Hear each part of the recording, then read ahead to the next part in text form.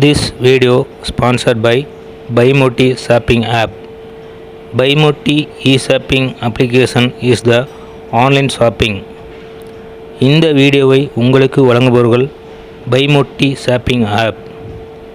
Buymoti e-shopping application ஒரு online shopping. வணக்கம் நண்பர்களே, இன்று ஒரு குட்டி கதை பார்ப்போமா? ஒரு பள்ளிக்கூடம்.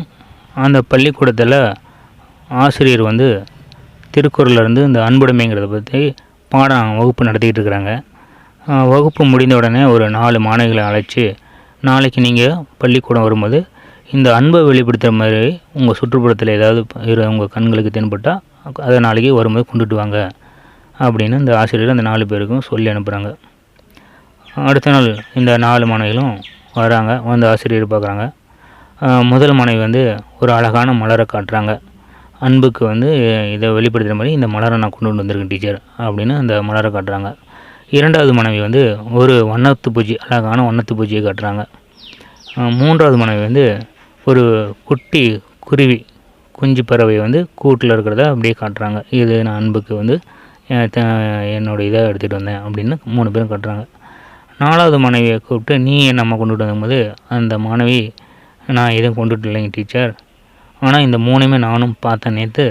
ஆனால் நான் போகும்போது இந்த மலரை அதோடய செடியில் அழகாக பூத்திருந்து பார்க்கும்போது இதை ஏன் நம்ம பறிக்கணும், அது அந்த செடியிலே இருக்கட்டும் அப்படின்னு நான் பறிக்காமல் வந்துட்டேன் டீச்சர்.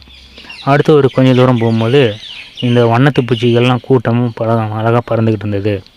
அதுவும் பார்க்கும்போது அழகாக இருந்துச்சு. ஆனால் நான் இந்த வண்ணத்து பூச்சிகள் சுதந்திரமாக இருக்கட்டும், அதை நம்ம பிடிக்கக்கூடாதுன்னு, அது அப்படியே சுதந்திரமாக பறக்கட்டும்னு நானும் விட்டுட்டேன், அதையும் பிடிக்கவில்லை அப்படின்னு சொல்கிறாங்க. அப்புறம் ஒரு கொஞ்சம் தூரம் நடந்து போகும்போது இந்த குருவி மரத்தில் கூட்டில் கத்திக்கிட்டு இருந்தது. போய் பார்க்கும்போது இதுவும் அழகாக இருந்தது. ஆனால் இதை எடுத்துக்கிட்டு வந்துட்டால் இதோட தாய்ப்பறவை ரொம்ப இதை பிரிஞ்சு வேதனை அடையும் அப்படிங்கிறதுனால இந்த குருவியும் நான் எடுத்துகிட்டு வரல டீச்சர் அப்படின்னு அந்த பொண்ணு சொல்லவும், இதுதான் நல்ல ஒரு இது அன்புக்கு இலக்கணம் அப்படின்னு அந்த மாணவியை பாராட்டி ரொம்ப இது பண்ணுறாங்க. இப்போ இந்த கதையிலேருந்து நம்ம என்ன பண்ணணும் தெரிஞ்சுக்கிறோம்னா, அன்பு இந்த இயற்கையோட இயற்கையாக கலந்துருக்கு, எல்லா உயிர்களிடத்துலையும் இருக்குது. அதாவது நம்ம எல்லாருக்கும் அன்பை தான் செலுத்தணும், எந்த ஒரு உயிர்களையும் துன்புறுத்தக்கூடாது அப்படிங்கிறது இந்த கதையிலேருந்து தெரிஞ்சுக்கிறோம். இது நம்ம இந்த உலகத்தில் இலவசமாக கிடைக்கக்கூடியது அன்பு தான். ஒருத்தருக்கு இலவசமாக அன்பை கொடுக்கவும் முடியும், இலவசமாக பெறவும் முடியும். அப்படி இருக்கும்போது நம்ம இந்த அன்பை நம்ம கூட வேலை செய்கிறவங்க, படிக்கிறவங்க, நம்ம சுற்றுப்புறத்தை அக்கம் பக்கத்தில் இருக்க எல்லாருக்கூடையும் அன்பாக இருந்தாவே நம்ம அந்த அன்பு நம்ம எல்லாருக்கிடத்திலும் அன்போடு இருக்கும்போது நம்மக்கிட்ட இருக்கிற அந்த கோபம், பொறாமை, அந்த மாதிரியான அனைத்து கெட்ட குணங்களும் அழிந்து விடும்னு சான்றோர்கள் சொல்லுவாங்க. இந்த அன்பு மனிதர்களிடத்தில் மட்டும் இல்லை, மற்ற ஜீவராசிகளிடத்துலையும் இருக்குது அப்படிங்கிறதுக்கு ஒரு கதையை உதாரணமாக பார்ப்போம்.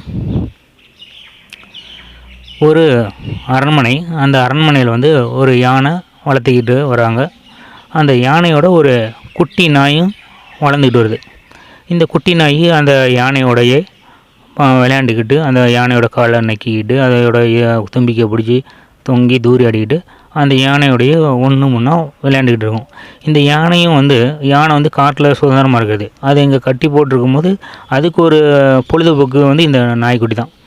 ஒரு தனிமை, அந்த யானையோட தனிமையாக இருக்கும் அப்படிங்கிறது இல்லாமல் இந்த நாயோட பழகிக்கிட்டு அதோட அந்த நாய் பண்ணுற சேட்டையெல்லாம் பார்த்துக்கிட்டு இது அதோட ஒரு பிணைஞ்சு ஒரு அன்போடு இருக்குது. அப்புறம் இந்த யானைப்பாகனுக்கு தெரிஞ்ச ஒரு உறவினர் இந்த நாய்க்குட்டி பார்த்து, இந்த நாய்க்குட்டி ரொம்ப அழகாக இருக்குது, இது எங்களுக்கு கொடுங்க அப்படின்னு சொல்லி அந்த நாய்க்குட்டி ஒரு நாள் எடுத்துகிட்டு போயிடுறாங்க. இந்த நாய்க்குட்டி போனதுலேருந்து அந்த யானை சாப்பிடாம ஒரே அழுதுகிட்டு கத்திக்கிட்டே இருக்குது.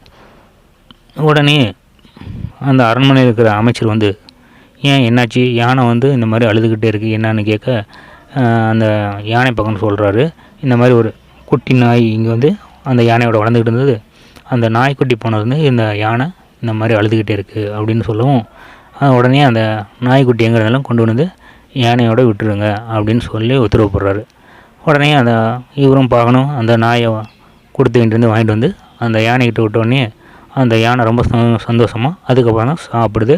அந்த குட்டி நாயோட விளையாண்டுக்கிட்டு அந்த நாயை வந்து திரும்பி பார்த்த சந்தோஷத்தில் அந்த நாயை அப்படியே வருடி கொடுக்குது தும்பிக்கையால்.